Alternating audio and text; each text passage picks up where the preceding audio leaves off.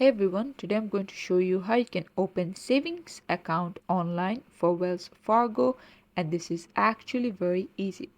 Just head over to your Google or whatever browser you use and search for Wells Fargo saving account and then click on the first link that comes up.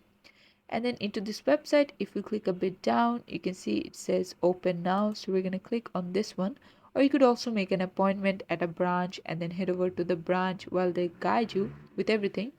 So you need to tell about yourselves, customize your account, make your opening deposit, and what you need to apply is your social security number or ITIN, your valid ID, which could be your driver's license or state ID or matricular card, and a $25 opening deposit online.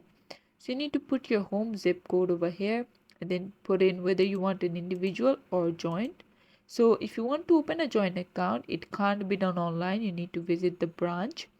So if it's only online, then apply for it in the individual. But if you want to open a joint account, then you need to head over to their branch. And then let's say we are not one, like we are not an existing customer, which if you are one, then you need to click on yes. But for now, we're going to click on no, and then we select on continue.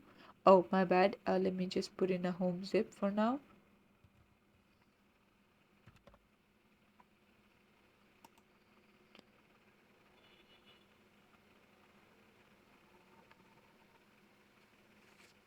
And then once everything has been loaded, they'll bring you to this form where you put your first name, middle name if you have one, and then your last name, and how you want your taxpayer ID to be. Is it social security or individual? So select that. If it's social security, then what ID type are you submitting? Let's say this one, ID number, and all of this information, phone type, and then home address, city, zip, and then click on this check button and then click on continue to complete the form. And there you go, this is how you can do it. Thanks for watching. Please leave a like and subscribe for more tutorials like this, and I'll see you guys in the next one.